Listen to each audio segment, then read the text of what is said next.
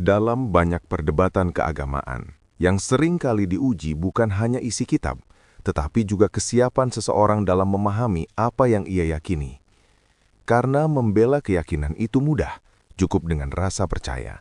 Namun mempertanggungjawabkannya dengan logika, teks, dan konsistensi, itu cerita yang berbeda. Dan ketika sebuah pertanyaan sederhana tentang satu ayat saja sudah menimbulkan kebingungan, maka disitulah diskusi berubah menjadi sesuatu yang lebih serius. Bukan lagi soal iman, tetapi soal pemahaman. Gimana Bang? Apakah Anda seorang Muslim? Insya Allah. Oke. Anda mau lanjut yang tadi, atau Anda ingin mengangkat isu baru? Isu baru yang mana? Iya, apakah Anda mau mengangkat isu yang baru atau mau lanjutin yang tadi? Kontradiksi di dalam ayat Al-Qur'an tadi. Ayatnya yang mana dulu ayatnya? Oke, baik, saya tunjukkan. Kita lanjutkan yang tadi ya, teman-teman ya. Oke, saya balik dulu kamera saya, Bang ya.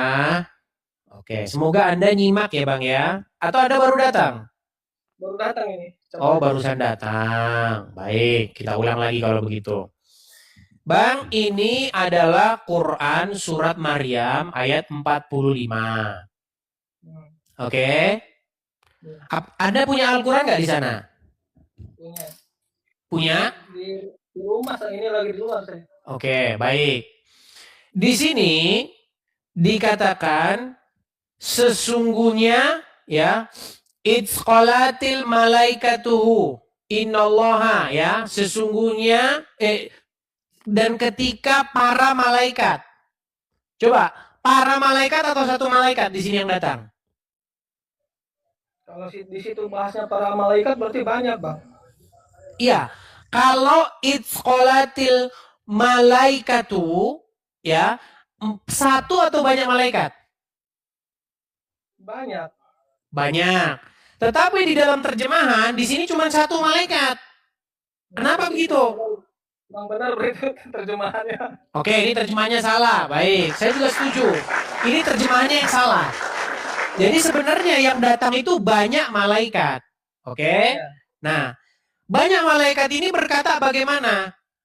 Mereka berkata, sesungguhnya Allah menggembirakan kamu dengan kalimat daripadanya, namanya Al-Masih Isa Putra Maryam, seorang termuka di dunia dan di akhirat.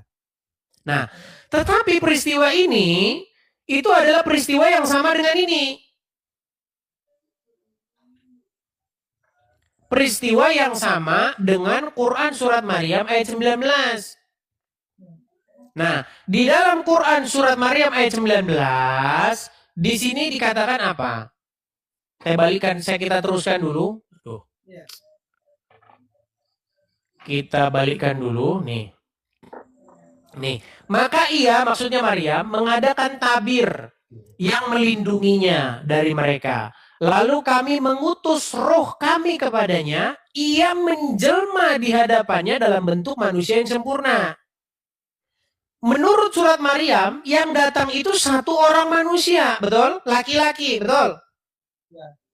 Tetapi di dalam Quran surat Ali Imran, yang datang para malaikat, betul? Kontradiksi nggak? Iya. Kontradiksi. Kemudian di sini ya, maka ia mengadakan tabir, Maria mengadakan tabir dari mereka, lalu kami mengutus roh kami kepadanya menjelma menjadi manusia. Nah, apa yang dikatakan oleh seorang manusia ini? Aslinya dia malah roh kami tapi menjelma. Dia bilang begini, sesungguhnya aku. Ini Maryam dulu. Maryam berkata, sesungguhnya aku berlindung daripadamu kepada Tuhan yang Maha Pemurah jika kamu termasuk orang yang bertakwa. Nah, baru 19-nya. Iya, maksudnya ini dalam tanda kurung lagi nih, sepenuh tanda kurung memang. Tanda kurung semua isinya. Iya, yang sudah menjelma menjadi manusia tadi berkata, sesungguhnya aku ini hanyalah seorang utusan Tuhanmu untuk memberi kamu seorang anak laki-laki yang suci. Apa jawab Maryam? Bagaimana ada padaku seorang anak laki-laki sedang aku tidak pernah seorang pun menyentuhku dan aku bukan berzina. Iya. Peristiwa ini sama dengan ini, Bang. Sama dengan ini. Ya, ketika para malaikat berkata, "Hai Maryam, sesungguhnya Allah menggembirakan kamu dengan kalimat darinya namanya Al-Masih Isa putra Maryam yang terkemuka di dunia dan akhirat." Dia berbicara kepada manusia dalam buayan dan ketika sudah dewasa ia sudah termasuk orang-orang yang soleh. Kan jawab Maryam begini, "Ya Tuhanku, bagaimana aku punya anak padahal aku belum pernah disentuh seorang laki-laki?" Kan ini kayak peristiwa yang sama ini, betul nggak? Iya. Nah, ketika ini diceritakan dalam Quran, kenapa kalimatnya yang datang itu berbeda-beda? Di sini yang datang para malaikat, di sini yang datang seorang manusia satu orang. Di sini yang dikatakan sesungguhnya aku, di sini yang dikatakan sesungguhnya Allah. Mana yang benar? Ya kalau tafsiran pasti beda itu tergantung orang yang menafsirkannya kan. Imam mana? Sebelum kita ke penafsiran, pertanyaan saya, yang diucapkan orang ini yang benar yang mana? Sesungguhnya Allah, atau dalam bahasa Arabnya innallaha, atau sesungguhnya aku? Ya kalau innallaha ya sesungguhnya Allah kan ada kata innallaha. Tapi di sini bukan sesungguhnya Allah, sesungguhnya aku inama. Iya kalau inama aku. Ya yang mana yang benar? Aku sih Nggak tahu. ya si Iqbal. Ya nggak tahu katanya saya. Karena pertanyakan mana yang benar ya, yang benar saya nggak tahu. Nah itu dia makanya saya bilang Bang. Sebenarnya begini, cerita-cerita ini itu diambil dari kitab orang. Dari mana sih asal-usul cerita itu? Dari kitabnya orang Kristen. Jadi janganlah kalian ini ngomongin orang Kristen, nggak usah. Kalian ini harusnya memberikan hormat. Kami ini abang kalian ini, abang kalian. Kalian itu berguru sama kami. Iya setuju. Itu harusnya kayak begitu. Ya, iya, Jangan begitu. dia begini, malah kalian pandang rendah. Bukan begitu caranya. Kristen ya. Lebih dulu Kristen daripada Betul. Bahkan Quran datang mengatakan apa? Sesungguhnya Quran ini membenarkan kitab-kitab sebelumnya. Ya. Bahkan di dalam Quran surat Yunus. Yang nyebut oten-oten itu sebenarnya oknum yang nggak tahu itu. Nah, itu dia, Bang. Makanya disinilah kita suarakan. Kristen mau bagus pokoknya. Iya. Nah, nih saya tunjukin lagi, Bang ya. Sebenarnya dari mana sih asal usul cerita itu? Dari mana? Nih, saya kasih tunjuk. Dari sini, Bang. Saya kasih tunjuk ya. Lukas pasal yang pertama. Saya bukakan Lukas. Nih. Dari sini ayatnya. Kita bisa telacak semuanya itu. Sekarang udah jauh tahun 2025, coy. Iya, Ya. Semua bisa dilacak. Nih. Lukas pasal yang pertama. Ya kan? Ya. Nih. Lukas pasal yang pertama kita mulai dari ayat yang ke-26. Dalam bulan yang ke-6 Allah menyuruh malaikat Gabriel pergi ke sebuah kota di Galilea bernama Nazaret kepada seorang perawan yang bertunangan dengan seorang bernama Yusuf dari keluarga Daud. Nama perawan itu Maria. Ketika malaikat itu masuk ke rumah Maria, malaikat itu berkata, "Salam." Ada salamnya. Di Quran nggak ada salamnya. Nah, salamnya ini ketinggalan. Makanya, wahai kaum muslimin wal muslimat yang berbahagia, sesungguhnya malaikat datang mengucapkan salam, tidak nyelonong, tidak punya adab. Memberi salam dia, ya. Di Quran nggak ada salamnya, lupa. Nih dikatakan, ketika malaikat itu masuk ke rumah Maria, ia berkata, "Salam, hai engkau yang dikaruniai, Tuhan menyertai engkau." Maria terkejut mendengar perkataan itu, lalu bertanya dalam hatinya, apa arti salam itu? Kata malaikat itu kepadanya, "Jangan takut, hai Maria, Sebab engkau beroleh kasih karunia di hadapan Allah. Sesungguhnya engkau akan mengandung dan akan melahirkan seorang anak laki-laki, dan hendaklah engkau menamai dia Yesus. Yesus ini kan Yunani, Bang. Aslinya di sini Yeshua. Ya. Dan seterusnya, dan seterusnya. Nah, ini kalimatnya seperti ini. Kalimatnya itu sesungguhnya engkau. Perhatikan ya. Sesungguhnya engkau akan mengandung dan akan melahirkan. Kalau Maria mendengar kalimat seperti ini, dia pasti mudeng. Oh, saya akan mengandung dan saya akan melahirkan. Makanya dia bingung. Dia jawab begini, kata Maria kepada malaikat itu, bagaimana hal itu mungkin terjadi? Aku belum bersuami. Kok kamu bilang saya akan mengandung, saya akan begini? Saya kan belum bersuami. Begitu kan? Sebenarnya kalimat aku belum bersuami ini sebenarnya nggak tepat ini. Sebenarnya aku masih perawan, gitu kalimatnya dalam bahasa aslinya. Ya. Karena dia sudah bertunangan. Ya, kalau belum bersuami kan bisa aja nanti bersuami gitu. Kalimatnya di sini, bagaimana itu terjadi? Aku masih perawan. Ini terjemahnya juga salah ini. Nah, makanya dia bingung. Saya masih perawan kok kamu bilang saya akan mengandung dan melahirkan, maksudnya gimana? Gitu kan? Nah, lalu abad ke-7 datanglah kitab suci dari Arab. Berbunyi begini, hai Maria, sesungguhnya Allah menggembirakan kamu dengan, ini kata dengan kelahiran ini tambahan semua nih, Bang. Biar masuk akal kalimatnya. Kalau nggak ditambahin kalimat gini nggak masuk akal.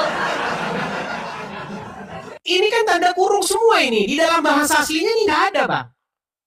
Ya. Ketika malaikat berkata, hai Maryam, sesungguhnya Allah menggembirakan kamu dengan kalimat. Supaya tidak membingungkan, maka dibikin begini. Sesungguhnya Allah menggembirakan kamu dengan kelahiran. Di dalam bahasa aslinya nggak ada. Makanya, innallaha yubashiruki bi kalimatin minhu.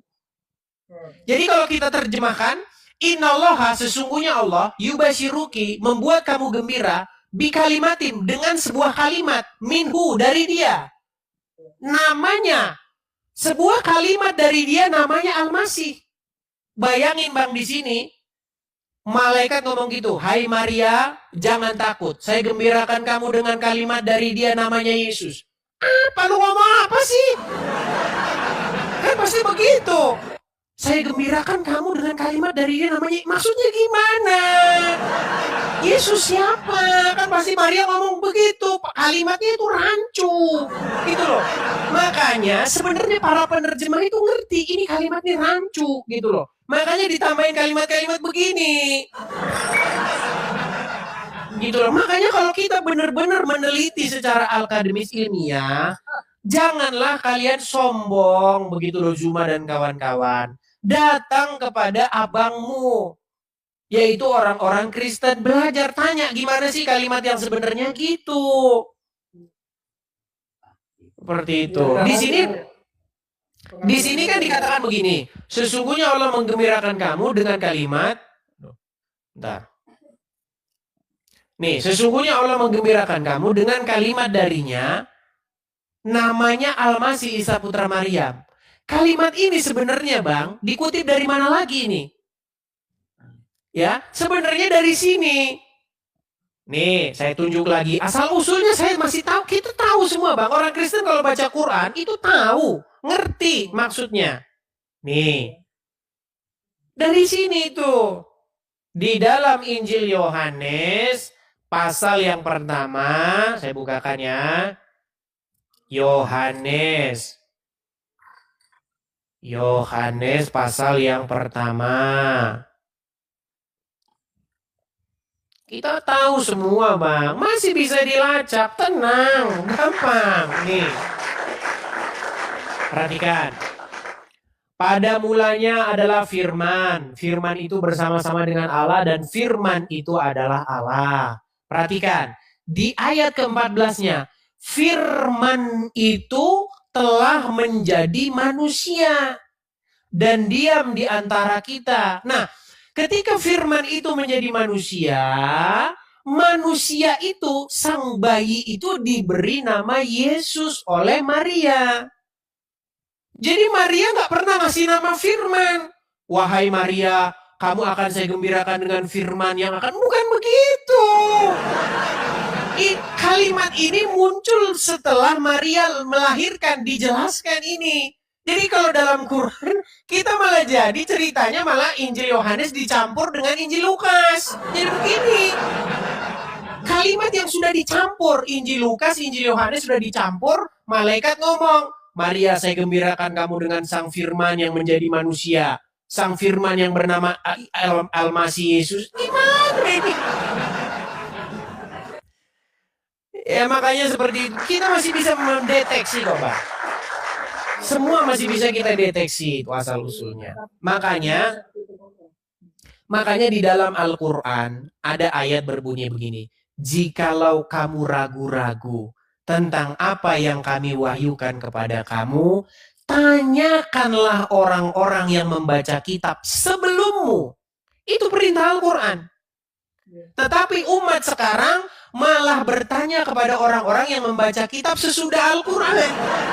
Tanya siapa? Tanya Imam Bukhari. Tanya Sahih Muslim. Disuruh bertanya kepada orang sebelum Quran. Itu yang benar.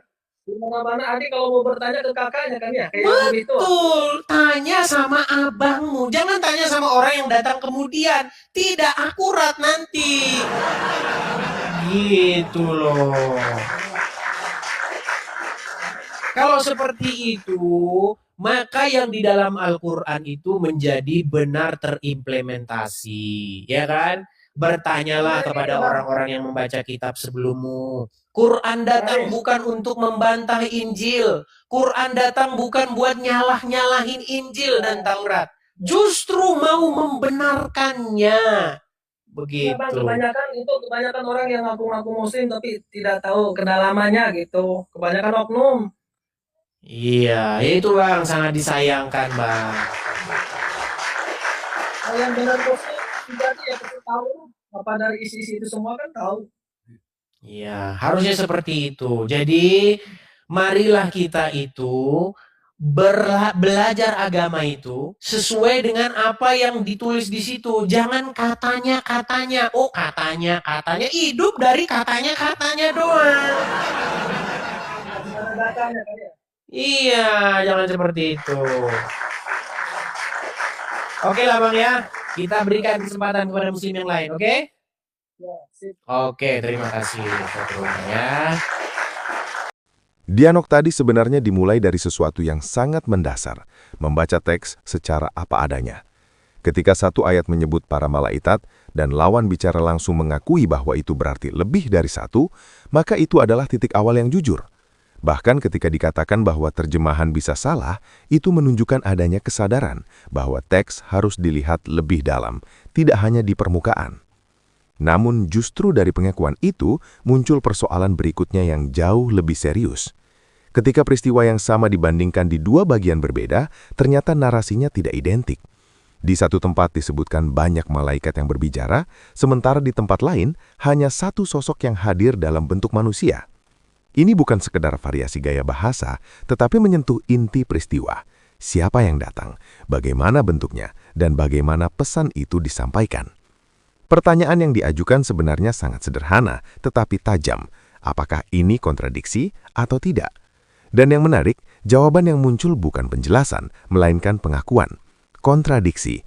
Di titik ini, diskusi sebenarnya sudah mencapai momen penting, karena pengakuan tersebut menunjukkan adanya ketidaksesuaian yang tidak bisa langsung dijelaskan. Masalahnya menjadi semakin dalam ketika perbedaan bukan hanya pada jumlah yang datang, tetapi juga pada isi perkataan. Di satu bagian, pesan disampaikan dengan bentuk sesungguhnya Allah, sementara di bagian lain berbunyi sesungguhnya aku. Ini bukan perbedaan kecil, karena menyangkut siapa yang berbicara. Apakah itu representasi langsung dari Tuhan atau seorang utusan yang berbicara atas namanya? Ketika ditanya, mana yang benar? Jawaban tidak tahu menjadi titik krusial. Bukan karena ketidaktahuan itu salah, tetapi karena menunjukkan ada celah dalam pemahaman yang belum terisi. Dan dalam diskusi keagamaan, celah seperti ini seharusnya menjadi pintu untuk mencari kejelasan, bukan berhenti di kebingungan. Disinilah pendekatan berikutnya mulai terlihat, mencoba menelusuri asal-usul narasi. Argumen yang dibangun adalah bahwa kisah tersebut memiliki kemiripan dengan tradisi sebelumnya. Dengan membuka teks lain seperti Injil, ditunjukkan adanya pola cerita yang lebih runtut, mulai dari kedatangan malaikat, cara penyampaian pesan, hingga respons Maria yang logis terhadap pesan tersebut. Yang menjadi sorotan bukan sekedar perbandingan, tetapi struktur narasinya. Dalam satu versi, pesan disampaikan dengan jelas, seseorang akan mengandung dan melahirkan. Reaksi kebingungan menjadi masuk akal karena kondisi yang tidak memungkinkan. Sementara dalam versi lain, struktur kalimat dianggap lebih abstrak sehingga membutuhkan tambahan dalam terjemahan agar bisa dipahami. Ini memunculkan pertanyaan penting, apakah teks tersebut memang sudah jelas sejak awal atau bergantung pada interpretasi agar bisa dimengerti? Namun, perlu dicatat, dalam kajian teks keagamaan, perbedaan seperti ini tidak selalu berarti kesalahan. Bisa saja itu adalah bentuk perspektif yang berbeda, atau cara penyampaian yang tidak identik tetapi merujuk pada peristiwa yang sama. Disinilah sebenarnya diskusi bisa berkembang lebih sehat, bukan langsung menyimpulkan, tetapi membandingkan dengan pendekatan ilmiah dan historis. Ketika pembicaraan berlanjut ke soal sumber, muncul klaim bahwa kisah tersebut dapat ditelusuri dari tradisi sebelumnya.